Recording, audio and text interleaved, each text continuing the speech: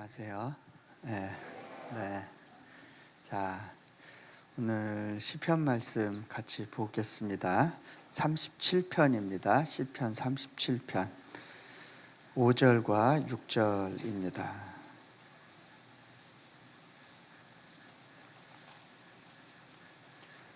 5절과 6절 우리 한 목소리로 같이 읽어볼까요? 네, 시작. 내 길을 여호와께 맡기라. 그를 의지하면 그가 이루시고 내 의를 빛같이 나타내시며 내 공의를 정오의 빛같이 하시리로다. 아멘. 네, 자, 맡기라, 의지하라 이렇게 말씀하십니다. 우리가 무엇을 맡겨야 되고 또 무엇을 누구에게 의지해야 될 것인지 이걸 가지고 오늘 나누기를 원합니다. 우리 먼저 같이 기도합니다. 하나님, 이 시간 주님께 맡겨드리기 원합니다. 우리가 맡겨드려야 될 것 보게 하시고 주님을 의지하는 것이 우리에게 어떤 의미인지가 드러날 수 있도록 주님 일하여 주옵소서. 주님, 이 시간에 또 주님께서 예비하신 것들이 풀어지게 하시고 우리 마음속 깊숙한 곳에서부터 또 그 말씀에 화답하는 그러한 마음이 있도록 주님 이 시간 준비시켜 주옵소서. 주님께 기대하며 나아갑니다. 우리 주 예수 그리스도 이름으로 기도합니다. 아멘. 자,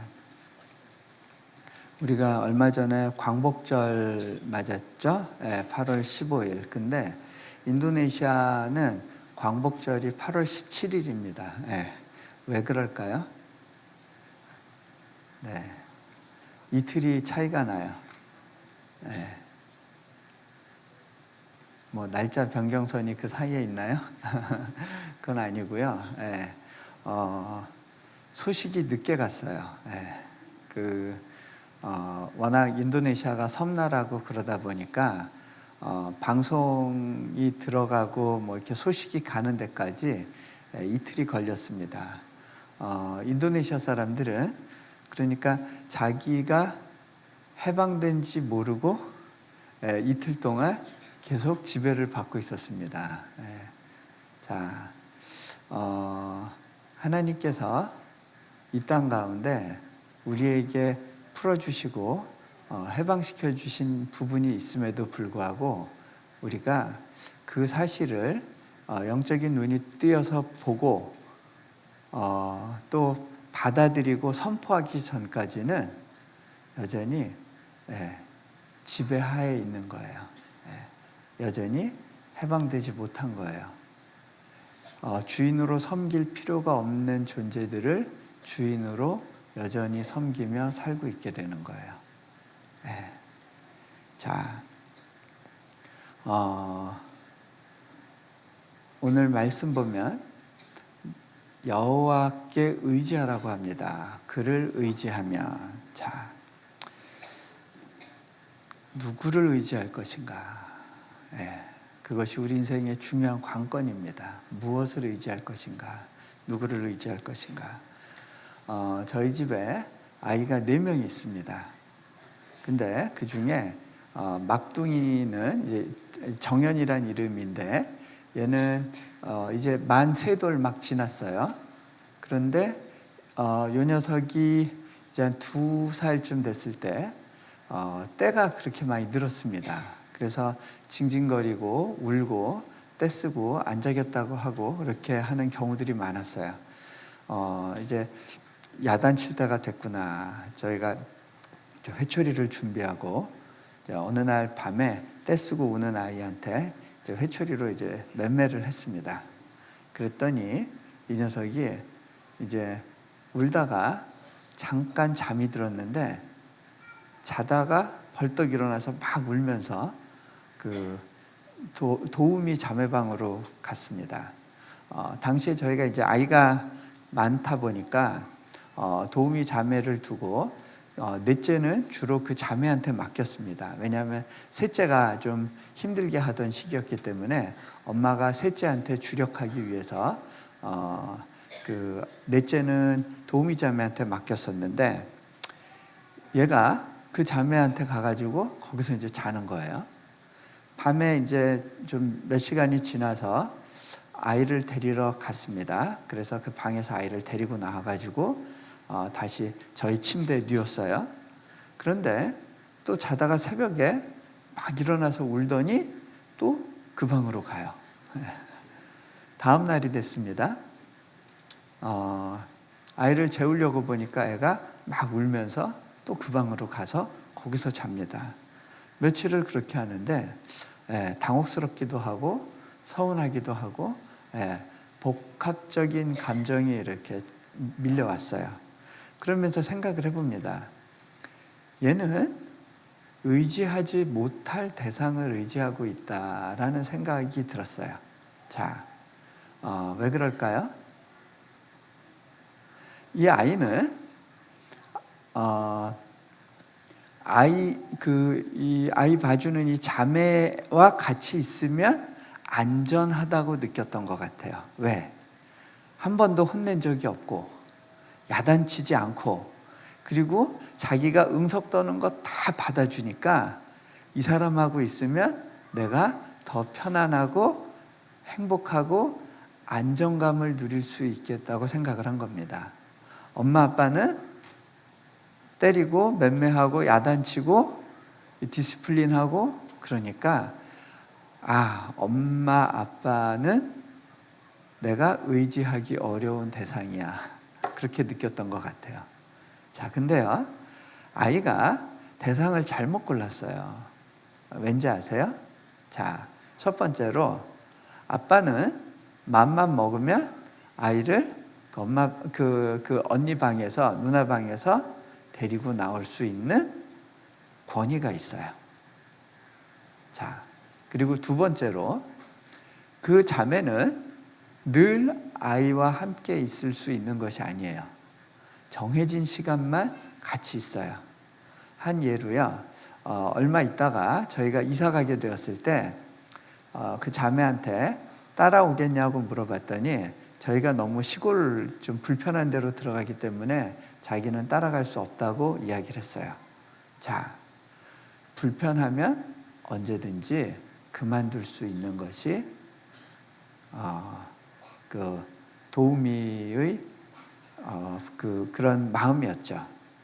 하지만 아이는 그걸 알 수가 없었어요.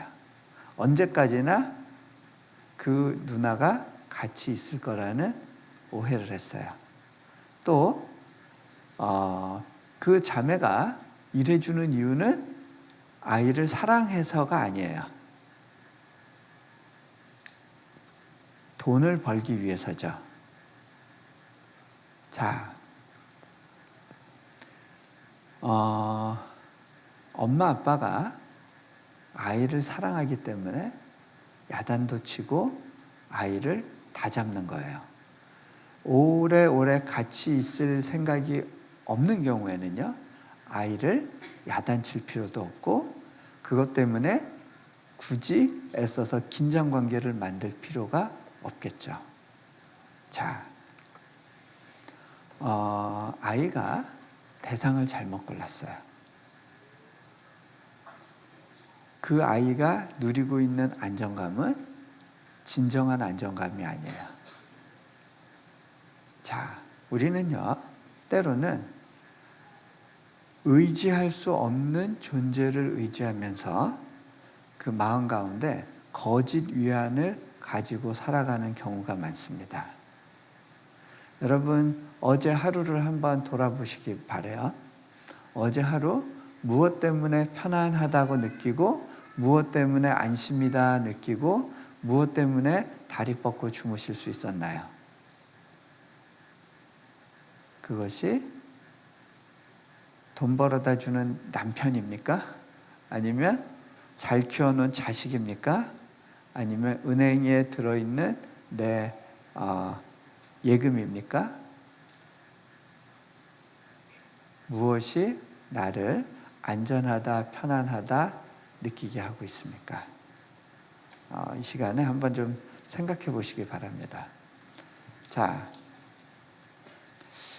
어, 제가 경험한 바로는요, 하나님을 믿고 의지할 때 제 자신이 바뀌는 것을 경험합니다. 여러분이 바뀌지 못하는 이유는요, 하나님을 신뢰하고 있지 못하기 때문입니다. 여러분이 여전히 죄의 유혹 가운데 있고 맡기지 못하고 불안한 가운데 살아가는 이유가 하나님을 신뢰해 본 경험이 없기 때문입니다. 적당히 믿지만 그 이상의 영역에서 하나님께 맡겨드리지 못하고 내가 붙들고 있었던 그것 때문에 여러분은 불안했고 바뀌지 못했고 그 단계에서 넘어서지 못했었을 겁니다. 자, 한 가지 제가 예를 들어 드릴게요. 저희 집에 이제 셋째가 이름이 하연이라고 있습니다. 얘도 막둥이, 실은 얘도 늦둥이에요. 저희가 40 넘어서 난 아이예요. 근데 이 하연이가 한때 굉장히 어려운 시간을 보냈습니다.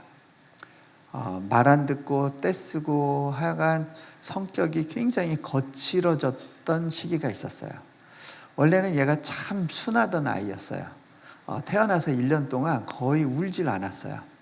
그래서 저희가 그때 그 YM이라는 선교단체에 그 기숙사 생활하는 방 한 칸을 얻어서 살고 있었는데 그때 옆에 있는 사람이 밤에 잘 깨고 예민한 사람이었는데도 그 사람이 한 번도 컴플레인 한 적이 없을 정도로 아이가 그렇게 순했어요. 그런데 얘가 동생 생기고 나서 성격이 급변했습니다. 동생 생기고서 굉장히 불안감을 느꼈던 것 같아요. 그런 가운데 우리 가정이 인도네시아로 이사 오게 됐어요. 그리고 또 아빠는 수술 받는다고 또 몇 달 한국 나가 있고 그 기간 동안에 얘가 엄마 떨어지지 않고 엄마한테 붙어 있으면서 굉장히 엄마를 힘들게 했습니다. 예배를 드릴 수가 없었어요. 아이가 징징징징징 하니까 장로님이 지나가시다가 사탕 줄게 그러면 사탕 막 집어 던지고요. 그리고 교회 애들 자기 신발 밟았다고 막 때리고요. 막 좀 거칠게 굴었어요. 저는 그런 아이를 키워본 적이 없었어요. 첫째하고 둘째가 굉장히 순했어요. 그래서 아이가 이렇게 과격하고 말 안 듣고 이런 거는 부모가 잘못 키워서 그래 그렇게 생각을 했었어요. 네. 근데 이제 제가 회개했어요. 그리고 지금은요 어떤 아이든지 다 받아들일 수 있을 것 같은 그런 훈련이 됐어요. 훈련이 돼야 이해가 되더라고요. 근데 얘가 그렇게 힘들게 하던 시기에 어느 날 이제 엄마 핸드폰을 뒤지면서 카톡이 어떤 건지 어떻게 쓰는지를 터득을 했어요. 그러더니 엄마 카톡으로 요렇게 아빠한테 치고 메시지를 보내면 아빠한테 간다는 걸 알았어요. 제가 하루는 이제 외부에 집회 일정 때문에 나와 있었는데 메시지가 날라왔어요.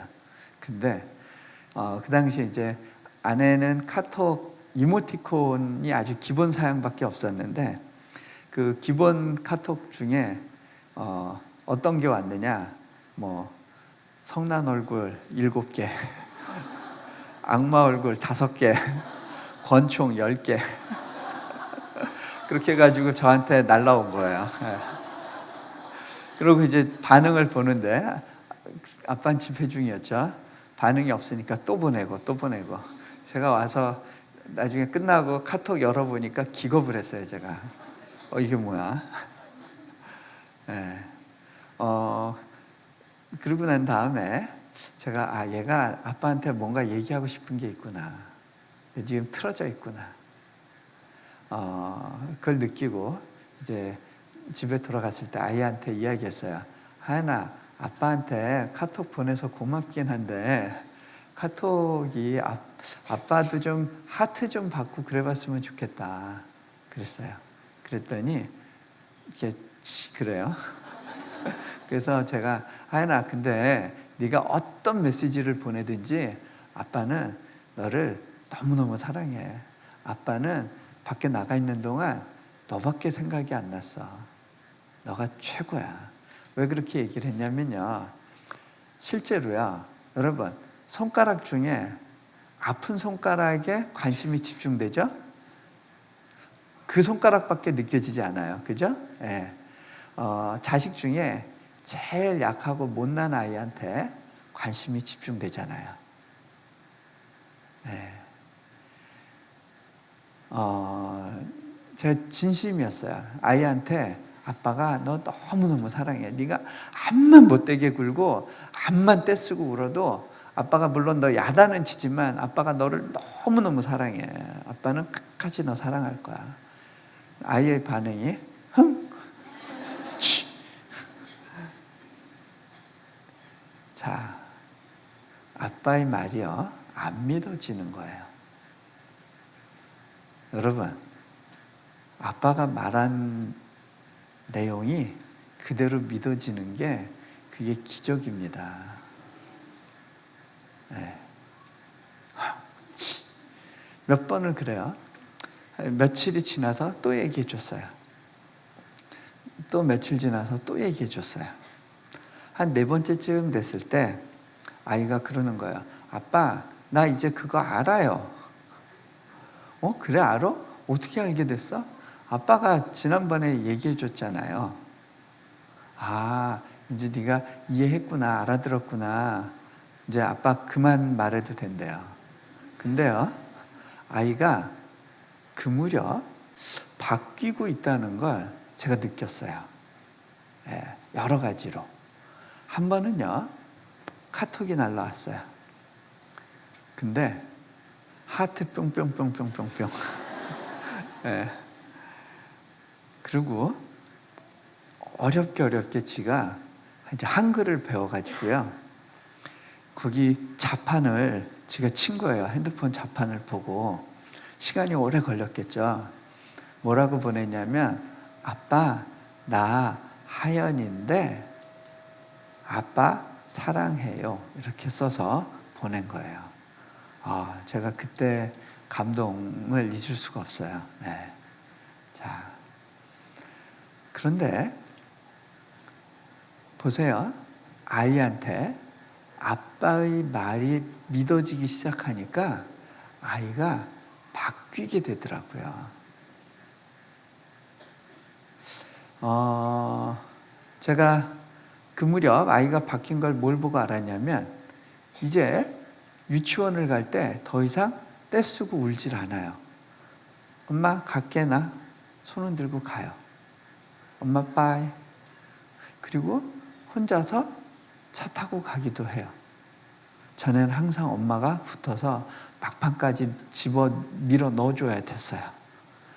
그리고 아이가 기다릴 줄 알게 되더라고요. 여러분, 우리가 누군가를 신뢰하고 그분에게서 안정감을 느끼기 시작할 때 우리는 바뀌어요. 그런데 그 아빠의 말이 믿어지는 거, 그게 기적이에요. 그리고 그거는요, 내가 노력한다고 되어지지 않아요. 믿습니다. 그러면 믿음이 들어오나요? 그렇지 않아요. 물론 그렇게 노력하는 건 좋겠죠. 자, 저는 한 중학교 다닐 때 그 신앙에 대해서 이렇게 고민을 시작했어요. 내가 믿는 하나님이 진짜 하나님일까? 과연 그분을 믿는 게 내 인생의 가장 후회 없는 선택일까? 이 세상에 많은 신이 있는데 왜 하필 하나님이어야 될까? 왜 그런 고민을 했었냐면, 저희 집안은 이제 원불교 집안이었어요. 할아버님이 그 원불교에서 굉장히 공헌이 많으셨던 분이에요. 뿐만 아니라 또 그 이렇게 이씨 집안에 장손으로 내려오기 때문에 저도 장손이기 때문에 제사를 지내야 될 숙명을 안고 이 땅에 태어났어요. 그런데 이제 교회를 이제 부모님 중에 어머니만 교회를 다니셨는데 그 시부모님의 눈을 피해서 몰래 교회를 다니시면서 우리 자녀들을 다 교회로 데리고 나가셨어요. 근데 이제 할아버지는 다른 사람들은 우리 집안의 여자들은 다 교회 가도 된다. 근데 장손인 너만은 교회 가면 안 된다. 그러다가 이제 급기야는 할아버지 댁에서 제가 머물러 살게 됐어요. 어머니 아버지는 지방으로 내려가시고 교회 가는 게 너무 힘들었어요. 주일날이면 그 갈등이 이루 말할 수가 없었어요. 어떤 땐 포기하고 안 가고 싶은 날도 있었어요. 그러면서 제 안에 이렇게 질문이 있었어요. 이것이 유일한 길일까? 근데 그 생각을 하고 나니까 고민이 되면서요. 밥맛도 없고요. 뭘 하고 싶은 게 없고 의욕이 사라져요. 그때는요, 가끔 어머니가 오셔서 집에서 찬송가를 부르시면 그 소리도 너무 거슬렸어요. 어머니, 나 공부해야 되는데 좀 조용히 해주세요. 이렇게 얘기를 했어요. 주일날 예배 시간에 사도신경을 고백할 때 그게 걸렸어요. 거기에 보면 믿고 나오는데 내가 믿고 있는지 모르겠더라고요. 근데요, 또 어려운 거는요, 제가 믿지 않느냐 하면 또 그것도 아니었어요. 믿지 않는 친구들을 보면 긍휼한 마음이 있었고 그 아이들한테 어떻게든 예수님을 전하고 싶다라는 생각이 있었어요. 제 안에는 고민이 있는데 이게 제가 믿고 있는 건지 믿지 않는 건지 그것도 제 스스로 모르겠더라고요. 그러던 어느 날 이제 중고등부 수련회를 따라갔어요. 안면도로 갔는데 그때 집회를 인도하시는 목사님이 여러분, 오늘 밤 하나님을 만나야 됩니다.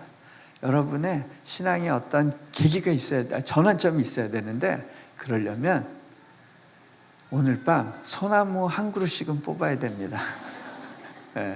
소나무 한 그루를 뽑으면 정말 내가 하나님에 대한 확신이 생길까? 그거 할만 하겠더라고요. 며칠 그렇게 고생하느니 마음고생하고 몇 년 이렇게 있느니 그래, 오늘 밤에 소나무 뽑으러 가자. 그러고서 나갔어요. 좀 큰 거 뽑아야지. 처음에 큰 거 하나 붙들고 주여 하면서 기도를 하다가 제가 이제 깨달은 사실이 하나 있었어요. 나는 멀티태스킹이 안 되는구나. 무슨 얘기냐면 기도를 하려면 하고 나무 뿌리를 뽑으려면 뽑고 둘 중에 하나를 해야지 두 개 동시에 안 되더라고요. 기도를 하다 보면 나무 뿌리 그냥 잡고만 있고 아니야, 좀 뽑아야 돼. 그래서 막 뽑으려고 그러면 그거에 집중하느라고 기도가 안 되고 그래서 안 되겠다. 작은 거 고르자. 작은 거 골랐어요. 근데요, 작은 거 골라도 이게 기도하고 이게 동시에 안 돼요. 막 뽑으려고 하다가 기도는 안 되고 졸리고 막 짜증이 나서 하나님 안 뽑히잖아요. 안 뽑히잖아요 하고 막 울었던 기억이 나요. 자, 근데요, 그거 뽑고 나면 믿음이 확 들어왔을까요? 모르죠. 제가 결국 못 뽑았으니까. 근데 뽑았다고 믿음이 바로 들어왔을까? 믿음은요, 하늘로부터 오는 선물이더라고요. 그래서 성경에 보면 제자들이 주여 우리에게 믿음을 더하소서 하고 구합니다. 믿음은 선물이에요.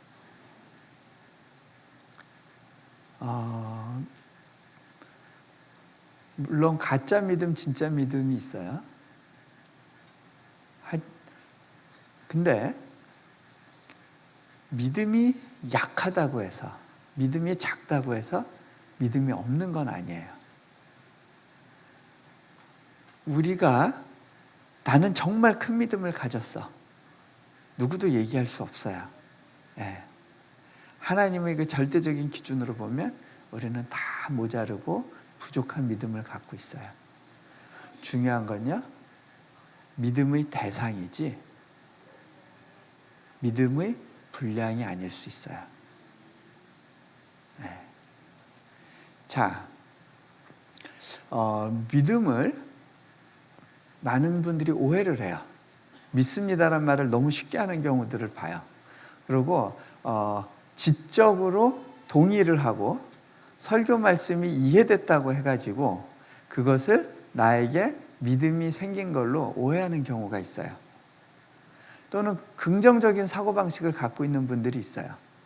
그거는 굉장히 좋은 거예요. 하지만 그것이 믿음과 바로 연관되어 있는 건 아닐 수 있어요.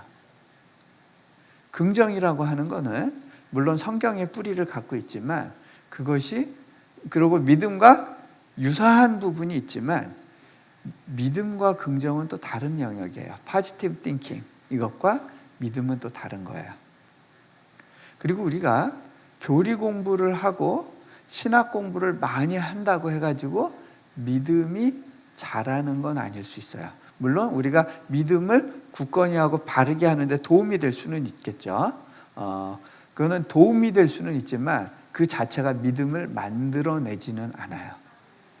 한 예를 들어 보면요, 제가 이제 그 고등학교, 대학교 시절에 저희 할머니를 위해서 기도를 많이 했어요. 할아버지는 이미 돌아가셨고 할머니가 예수님 믿고 돌아가시면 좋겠다 싶어서 나름대로 열심히 기도했는데, 그러고서 이제 제가 그 미국으로 유학을 떠나게 됐어요. 유학 갔고 나서 얼마 있다가 어머니께서 말씀하셨어요. 예, 할머니가 치매가 오셨다. 예. 어느 정도였냐면 저를 구분을 못 하세요. 제가 친손 주고 그렇게 오래 같이 살았는데도 집에 전화해서 할머니가 전화를 받으시면 저 용규예요. 그러면 되게 뉘쇼? 난 모르겠슈. 그러면서 분별을 못 하셨어요. 제가 그때 마음이 너무 낙담이 됐어요. 왜 그랬냐면 말씀이 이해되고 그 교리가 해석되지 않으면 믿음을 가질 수 없다고 저는 생각을 했어요. 성경 공부를 할 수 있는 힘이 없으면 믿음을 가질 수가 없는데 라고 생각을 했기 때문에 하나님이 내 기도를 듣지 않으셨구나. 그리고 마음이 많이 낙담이 됐었어요. 그런데 어느 날 어머니가 저에게 이야기를 하세요. 예, 할머니가 교회 나가기 시작했다. 저는 할머니가 이제 노망이 드셨으니까 그냥 그 시키는 대로 따라하고 그냥 변덕으로 마음이 바뀐 것 뿐이다라고 생각을 했어요. 그런데 어머니가 어느 날 이런 이야기를 하세요. 할머니가 아무래도 예수님을 믿으시는 것 같다. 뭘 보니까요? 그랬더니 할머니가 언제부턴가 찬송가를 부르신대요. 집에 있으면 찬송가를 늘 부르시는데 전엔 유행가 부르셨거든요. 근데 찬송가가 처음엔 어머니가 그게 찬송가인지 몰랐대요. 어머니도 모르는 찬송이었대요. 근데 그 가사를 이렇게 듣고 성경에서 색인 찾아보니까 이렇게 찬송가에 있는 찬송이더라는 거예요. 어느 날 어머니가 교회에서 일 보고 굉장히 늦게 돌아오셨어요. 마음이 좀 조마조마했죠. 할머니도 배고프시다고 역정내시겠구나 해서 들어가서 어머니 혼자서 외롭고 심심하셨죠? 죄송해요. 제가 빨리 밥 해드릴게요. 그랬더니 할머니가 하시는 말씀이 예, 내가 예수 선생하고 같이 있는데 뭐가 외롭니? 뭐가 심심하니? 나 그런 거 하나도 없다. 예수 선생하고 같이 잘 있다. 예. 여러분, 제가 그때 깨달았어요. 믿음은 지적인 체계를 초월하는 어떤 영적인 능력이구나. 자,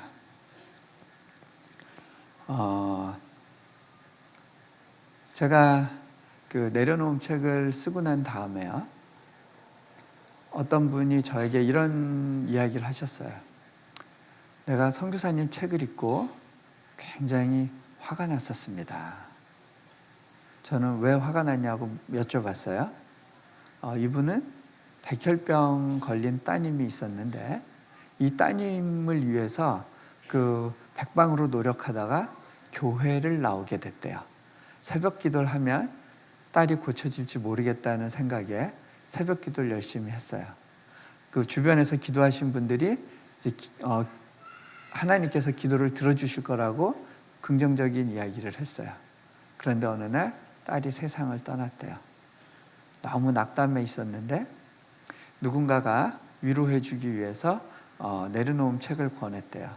그 책을 읽으면서 화가 그렇게 치밀었대요. 왜 그랬을까요? 아니, 이 사람은 기도하는 것마다 하나님이 들어주시는 것 같은데 왜 내 삶 가운데서는 내가 그토록 한 가지 들어주세요 하고 기도했던 그것을 하나님이 무시하고 듣지 않으셨을까? 하나님은 차별하는 하나님이실까? 그런 생각을 하니까 너무 화가 났대요. 혹시 여기 화나시는 분들 있으세요?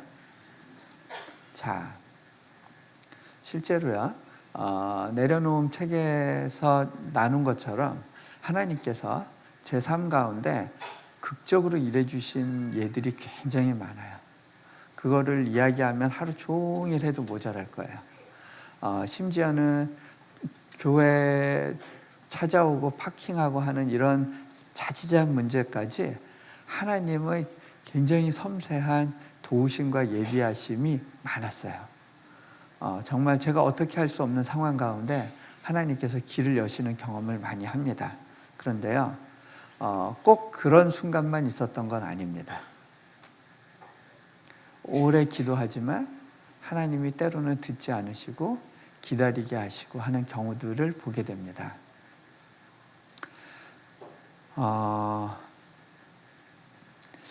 우리 민족의 역사를 봐도 그런 것 같아요. 그래서 우리 먼저 이렇게 역사적인 거를 조금 이야기를 하고요. 그리고 제 개인적인 이야기를 하고 그렇게 해서 말씀을 좀 이끌어 가려고 하는데요. 올해가 광복 70주년이죠. 그러면서 올해가 또 기독교 선교 130주년입니다. 한국에 개신교가 이제 개신교 선교사가 들어온 지 60년 만에 나라를 빼앗기는 일이 생깁니다. 하나님께서는 이 땅 가운데 복음을 주셨고 또 부흥을 주셨고 하나님을 믿는 사람들을 많이 더해 주셨는데 그들이 나라를 위해서 얼마나 기도했겠어요. 그런데 하나님께서는 나라가 빼앗기는 일을 허락하십니다. 왜 그러셨을까요? 자, 일단 하나님이 우리에게 주시고자 하는 복과요, 우리가 누리고 싶은 복 사이에 차이가 있는 것을 아셔야 됩니다.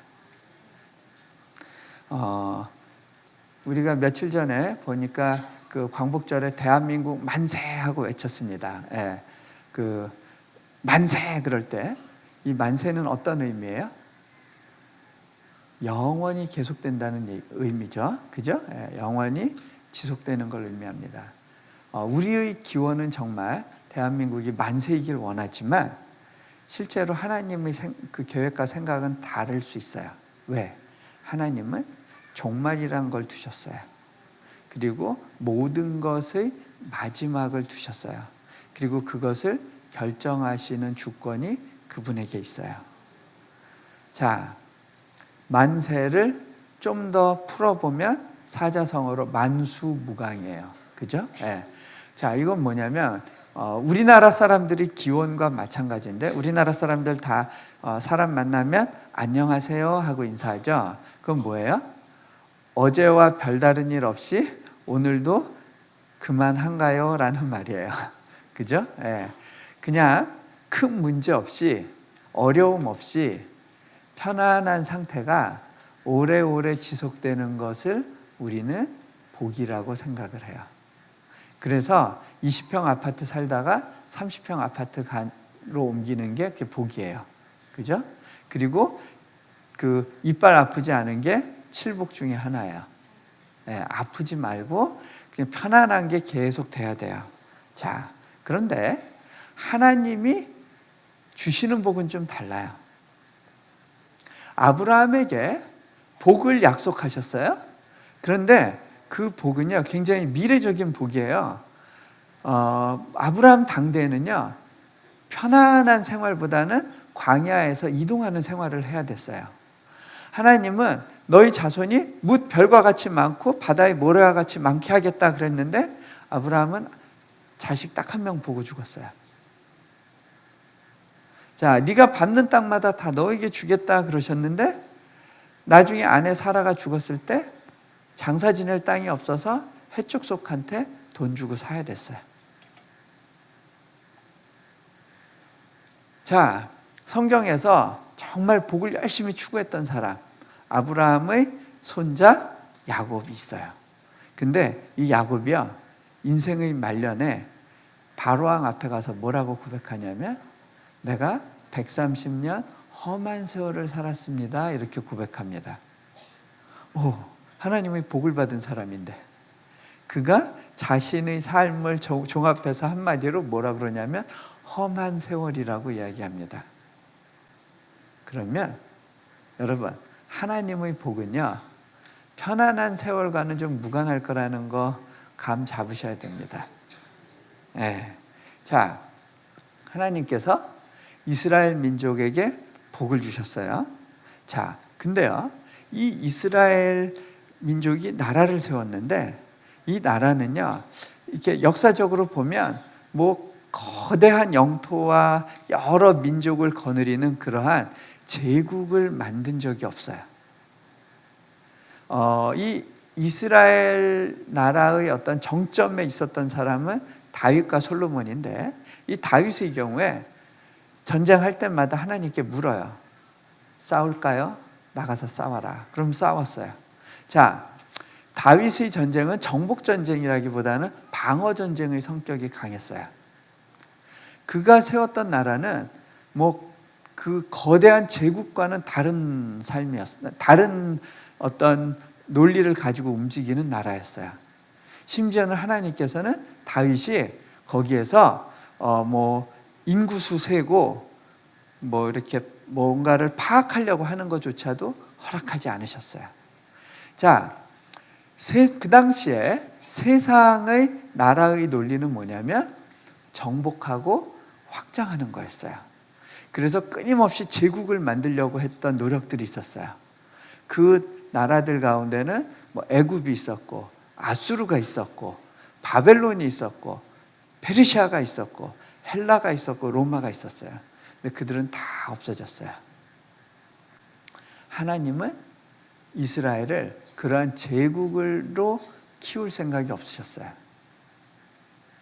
세상의 논리와는 다른 나라. 그 나라는 뭐냐? 제사장 나라예요. 복의 통로가 되는 나라예요.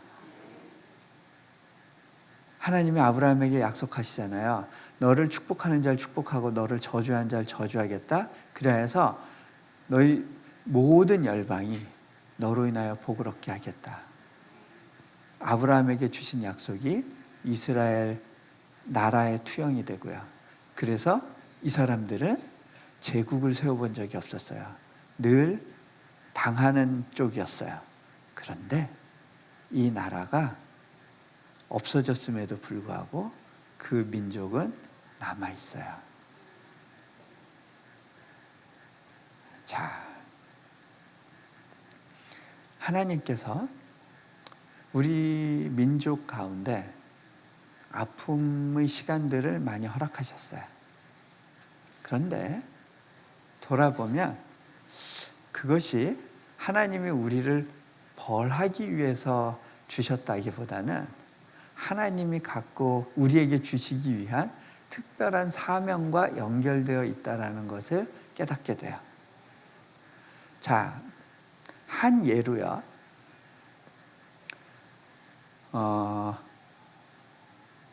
조상의 선산을 버리고 갈 수 없다 그래가지고 조선 사람들은 조선 땅 한반도 이외에는 나갈 생각을 하지 않고 있었는데 어느 순간부턴가 하나님께서 그들을 흩기 시작하셨어요. 많은 사람들이 일제치하에 만주로, 북간도로, 사할린으로 이렇게 이주해서 떠나서 거기서 살게 됐는데요. 그곳으로 떠났던 많은 사람들이 극적으로 하나님을 만나게 됩니다. 어느 캐나다 선교사가 이런 보고를 합니다. 이 만주 땅을 보면 봄에 그냥 흙빛으로 황량한 벌판인데 유독 일주일에 한 번씩 아름다운 꽃이 피는 걸 보게 됩니다. 그 꽃은 무슨 꽃이냐? 주일날 예배가는 조선의 아낙네들의 행렬이래요. 그 벌판에 흰 꽃으로 가득하다라는 겁니다. 그렇게 나라 잃고 떠나가 살았던 그 조선의 영혼들 가운데 하나님이 찾아오셨어요. 그 가난해진 마음 가운데 하나님이 침투하시기 시작하셨어요. 제가 몽골국제대학교를 섬겼을 때 조선족이나 고려인 아이들이 와서 공부를 많이 했어요. 그들의 이야기를 들어보면요, 참 그 공산 치하 가운데 그들의 할아버지가 아버지가 극적으로 예수님을 경험한 간증들이 있어요. 자, 하나님께서 그들을 특별하게 만나주시고 찾아와 주셨어요.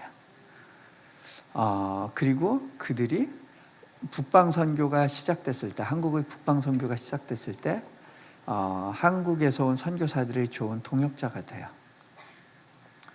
1970년대에 YM이라는 국제단체에 하나님께서 강한 계시의 비전을 주셨어요. 그때 주셨던 메시지가 뭐였냐면, 너희는 이제 가서 한국 땅을 다니면서 중보하고 기도하고 그 교회들에게 메시지를 선포해라. 내가 한국 교회를 선교하는 교회로 세울 것이다. 여러분이 생각하기도 전에 하나님이 갖고 계셨던 계획이 있었어요. 여러분, 이 하나님이 이 땅의 교회를 세우고 선교하는 교회로 세우기 위한 과정 가운데 실은 나라 잃은 아픔도 허용이 된 거예요. 왜? 우리가 아시아권에 들어가서 섬길 때 우리는 침략자의 모습으로 들어가지 않을 수 있거든요. 그 70년대 이제 그분들이 들어오셔서 그 많은 교회들을 다니고 신학교를 다니면서 한국 교회가 선교하는 교회가 될 거라고 이야기했을 때 몇몇 분들은 이렇게 질문을 했어요. 당신들은 우리 처지를 모릅니다. 당신들이야 미국 사람이니까 여권 나오고 비자 나오고 마음대로 다닐 수 있죠. 하지만 우리는 처지가 다릅니다. 여러분 1970년대 한국 나오셨던 분들은 한국은행에서 최대한 바꿔주는 돈이 100불이었습니다. 곧 200불로 오르긴 했는데 그게 바꿀 수 있는 최대 한도였어요. 그리고 여권을 받을 수가 없죠. 여권을 받는다고 해도 나라 우리가 가겠다는 나라에서 비자를 안 주면 갈 수가 없습니다. 자, 그 이야기를 미국인 선교사님한테 했을 때 그 선교사님이 그 이야기를 받아서 이렇게 제안을 했습니다. 아, 그렇군요. 그러면 여러분들이 하루빨리 여권과 비자를 받아서 전 세계를 누빌 수 있는 민족, 나라가 될 수 있도록 우리 같이 기도합시다. 여러분, 그 믿음의 기도가 역사하는 힘이 있었다고 저는 믿습니다. 89년도에 해외여행 자유화가 됐죠. 그때부터 하나님께서 한국 민족을 많은 곳으로 흩기 시작하셨습니다. 때로는 우리의 어려움을 사용하셔서 우리 민족을 흩으십니다. IMF를 사용하시고요. 그 다음에 한국의 공교육이 황폐화된 것들을 사용하셔서 많은 사람들을 자녀교육 문제 때문에 해외로 나가게 하시고, 또 영어교육 열풍이 불게 하시고, 다양한 방법으로 해외로 보내셨어요. 그런 가운데 지금은요, 전 세계에서 한국 사람이 안 간 나라를 찾기가 어렵습니다. 네. 여러분, 한국 사람이 없는 데서 살려고 그러면 지구를 떠나야 됩니다. 네. 제가 아는 분들 중에 지금요, 세계에 가장 많이 나가 있는 나라로는 중국이 1번입니다. 한국은 4위입니다. 그런데 나가 있는 나라 수로는 한국이 단연 1위입니다. 중국의 2배예요. 제가 아는 한국 분들 중에 케냐 마사이족의 명예추장만 2명이에요. 더 있을 것 같아요. 2명 이상일 것 같아요. 예, 그 아프리카의 어떤 가난한 나라인데 거기 국제학교에 한국 학생들이 다녀요. 왜 거길 가느냐? 아프리카에 전체적으로 아이비리그 가는 쿼터가 몇 개 있는데 그거 따먹으려고 갔다는 거예요. 네. 자, 그런가 하면 또 그 알래스카에 에스키모족들이 사는 마을에 중국 식당을 경영하고 있는 분이 한국 분이에요. 네. 남미의 어느 두 부족이 싸우고 있는데 그 싸우는 중간에 언덕이 있고요. 그게 경계인데 거기에 그 집 한 채가 있대요. 그게 뭐냐? 한국 사람이 경영하는 구멍가게래요. 싸우는 양쪽 지역 사람들을 상대로 장사를 하고 있어요. 네. 네. 그렇게 흩게 하신 이유가 뭐냐? 하나님께서 그 땅에서 예배하며 하나님을 섬기도록 하기 위해서. 네. 제가 아는 한 고려인은 부리아트족 지역에 살면서 거기 교회를 섬겨요. 한국말을 못하지만 한국 식당을 해서 거기서 번 돈을 가지고 그 교회들을 섬기는 걸 보게 돼요. 하나님께서 그런 계획 가운데 한국 민족을 이끌어 가셨다는 걸 보게 돼요. 하나님께서는요, 우리 삶 가운데 굉장히 다양한 복선들을 주세요. 그리고 때로는 아픔을 주세요. 근데 그 아픔을 통해서 하나님께서 또 우리에게 새로운 사명을 주시기도 합니다. 한 예로요. 제가 이제 교육 선교를 계속 하고 있어요. 평생 학교와 관련된 일을 하고 있는데,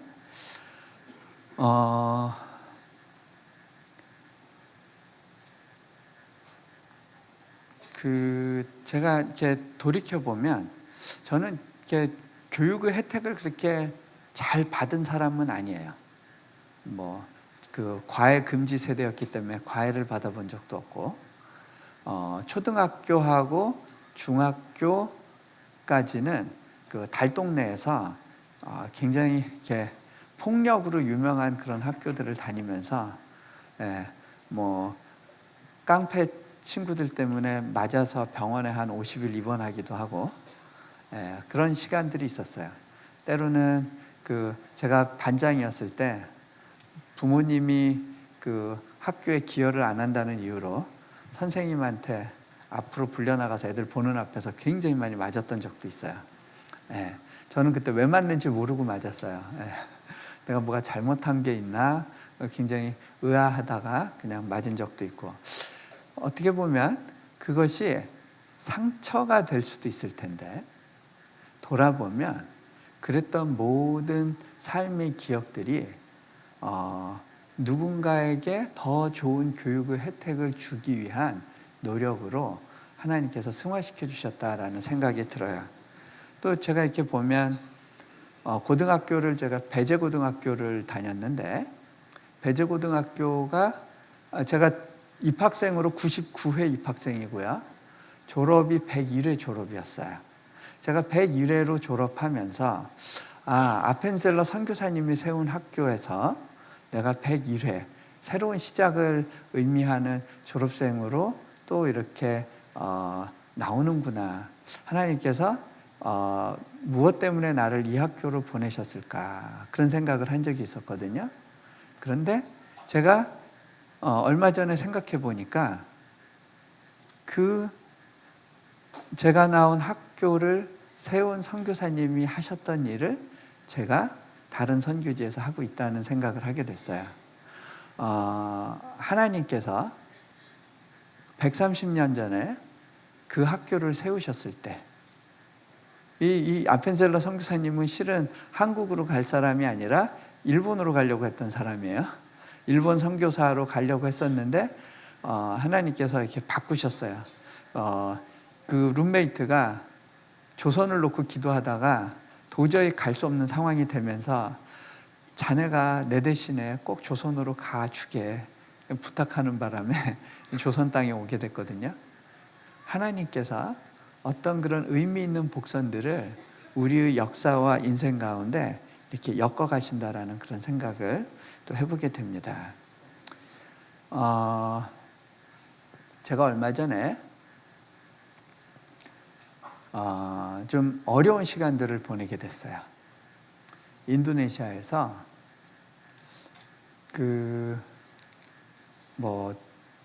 저는 하나님께서 그 땅에 도울 사람을 붙이겠다, 거기에서 네가 해야 될 특별한 일이 있다 계속 말씀을 주셔서 결국은 이제 그 인도네시아 땅으로 가족들과 함께 들어가서 이제 3년이 됐는데, 첫 해, 둘째 해 굉장히 어려운 시간들이 있었어요.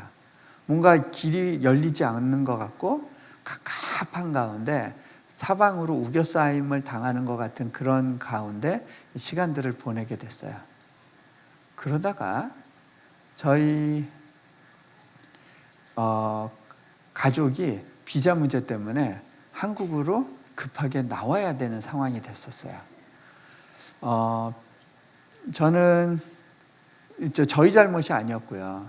어떻게 보면 공무원들이 실수였는데, 그리고 정부의 실수였는데 그 페널티를 전부 저희가 물어야 되는 상황이 됐고요. 그런 가운데 저는 나름대로는 신분적인 안정에 대해서는 좀 중요하게 생각했거든요. 제 안에 그런 게 있었더라고요. 어려서부터 이렇게 엘리트 코스를 밟아오다 보니까 안정적인 신분 이런 거를 많이 생각을 했었어요. 그런데 이제 아이들하고 같이 쫓겨 나오는 경우가 있었어요. 근데 아이들이 막 우는 거예요. 아빠, 이제 우리 학교 못 가는 거예요? 그러면 이제 학교 못 가고 나 시험도 엉망으로 보고 학교 성적도 엉망으로 나오면 어떡해요? 하고 애들이 울어요. 여태까지 저는 얘들이 그 공부 안 하면 좋아할 줄 알았는데 막 울더라고요. 우는 아이들을 보면서 제 마음이 좀 무거웠어요. 어떡하지?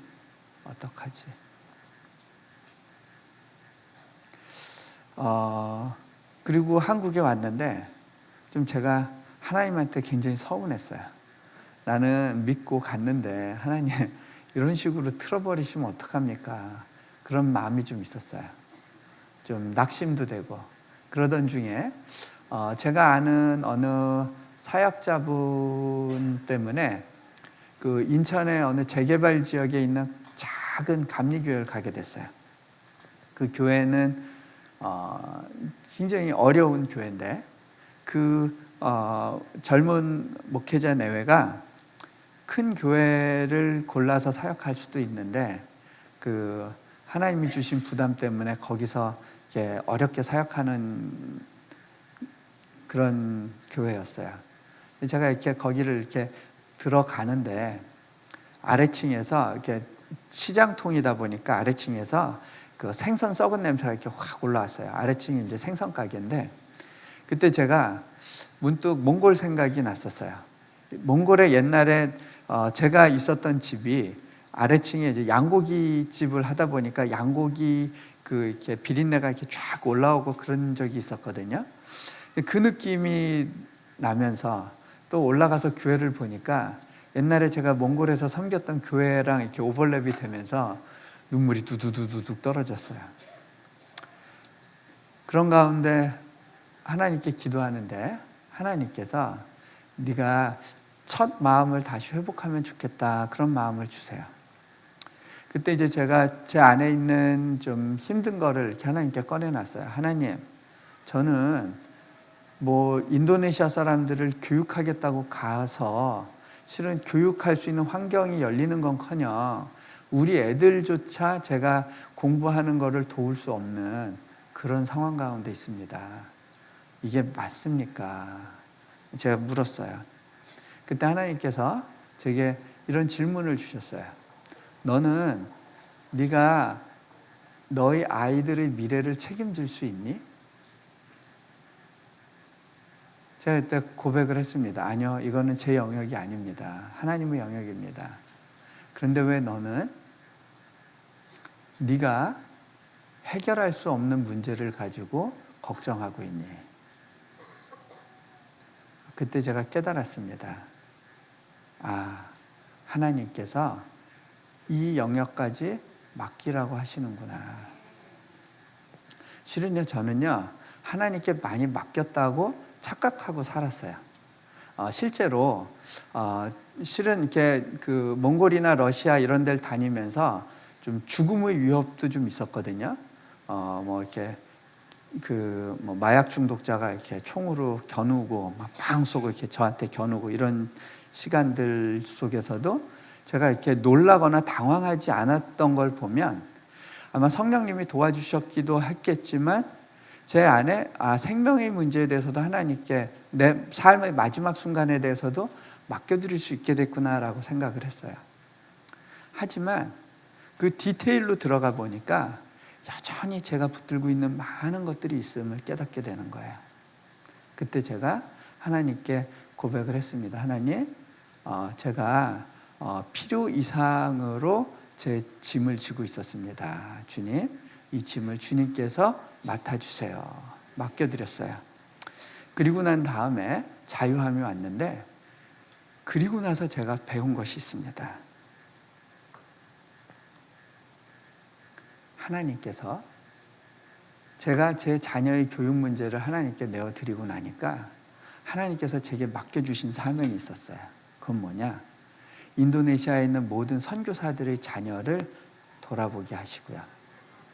그리고 그 땅에 있는 많은 교회 안에 있는 어린 영혼들을 돌아보게 하시고 또 교회 밖에 있는 영혼들을 보게 하셔서 저희가 선교사 자녀학교를 세웠고 또 인도네시아 교회가 함께 하게 될 좋은 교육사역의 모델들을 개발하는 일을 이제 시작하고 준비하고 있어요. 제가 하나님께 맡겨드렸을 때 하나님이 저에게 길을 여시는 것을 경험하게 됐습니다.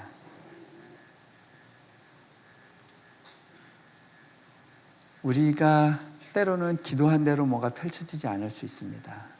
그런데요, 그때 하나님이 뭘 주목하시는지를 봐야 됩니다. 하나님이 주목하시는 것은요, 그 일의 성패가 아니에요. 하나님이 허락하시면 언제든 그 일은 성공해요. 근데 하나님의 관심은 성공에 있는 것이 아니라 잘 되는 것에 있는 것이 아니라 내가 다져지고 만들어지는 것에 있어요. 내 성품이 개발되고 내가 그분을 닮은 모습으로 더 만들어지는 것이 그분의 첫 번째 관심이란 걸 배우게 됩니다. 자, 아이들이 결과적으로는요, 한 달 반을 학교를 쉬었는데도 지들이 나름대로 공부를 해서 그 해에 굉장히 좋은 시험 성적을 올리고 학교에서 받는 상 대부분을 이렇게 받았어요. 애들이 원래 그런 애들이 아니었거든요. 제가 맡길 때 일하시는 거를 경험하게 돼요. 자, 실은 얘기하고 싶은 게 좀 있었는데 시간이 벌써 다 됐나 봐요. 그죠? 예. 그죠? 12시 10분까지죠? 예. 마무리를 해야 되겠네요. 자.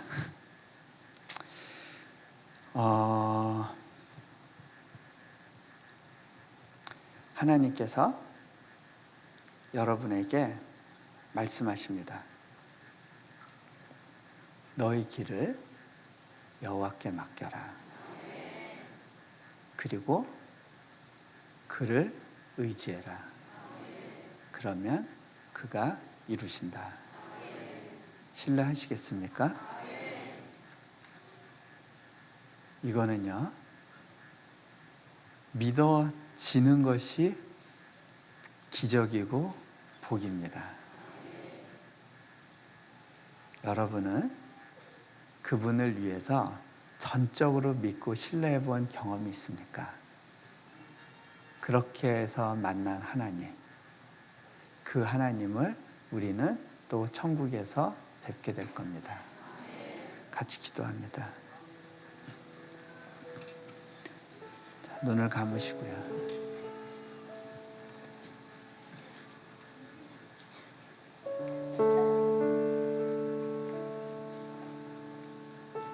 여러분은 무엇을 의지하고 무엇이 있으면 편안하다고 생각을 했습니까?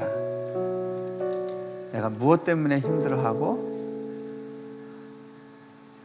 이것만 가지면 내가 좀 더 행복할 텐데, 내가 좀 더 안심할 텐데,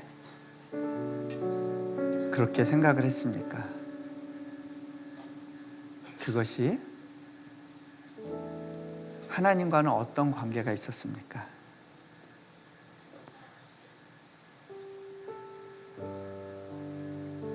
여러분은 거짓 위안을 찾고 계십니까? 아니면 그분을 신뢰하기 때문에 얻어지는 마음의 평안을 구하십니까? 우리가 그분을 신뢰하면 우리 태도가 바뀌게 됩니다. 우리 자세가 바뀝니다. 저희 아이 하연이가 아빠의 사랑이 믿어지고 나서부터 바뀌었던 것 같이, 그 아빠의 사랑이 그의 안정감의 기초가 되었을 때 그 아이가 바뀌라고 말하지 않아도 바뀌었던 것 같이, 실은 우리가 바뀌지 못하고 여전히 조바심과 근심과 걱정 가운데 치고받고 있는 이유는요, 아버지가 어떤 분인지 경험해보지 못했기 때문일 겁니다. 여러분의 인생의 길을 그분께 온전히 맡겨보았습니까? 아니면 맡겼다고 이야기하고 여전히 내가 도로 쥐고 또다시 쥐고 또다시 쥐고 그렇게 살아오지 않으셨습니까? 그분을 정말 신뢰하십니까? 여러분에게 믿음이 있습니까? 혹시 하나님이 이 일 틀어버리시면 어떡하지? 잘못되게 하시면 어떡하지? 예전에 내가 한번 기도했는데 기도한 대로 안 되던데, 그것 때문에 그분을 신뢰하기를 포기하신 분들은 없습니까? 하나님, 나를 왜 이 모양 이 꼴로 만들어 놓으셨어요? 왜 이렇게 보잘것없는 모습으로? 그런데도 제가 여전히 하나님을 신뢰할 수 있겠습니까? 내가 원하는 대로 안 해주셨잖아요. 그렇게 마음속으로 생각하고 계신 분들이 있을 겁니다. 이 시간 주님 앞에 여러분의 그 마음을 열어보이십시오. 하나님께서 말씀하실 겁니다.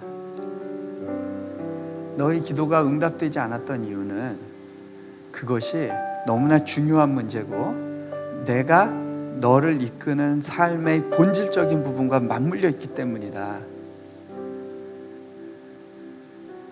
너희 그 아픔까지도 나는 나의 영광을 위해서 사용할 것이고 너희 그 낙담함과 좌절함의 그 순간까지도 내가 너희 하나님인 것을 보이기 위한 도구로 사용하길 원한다.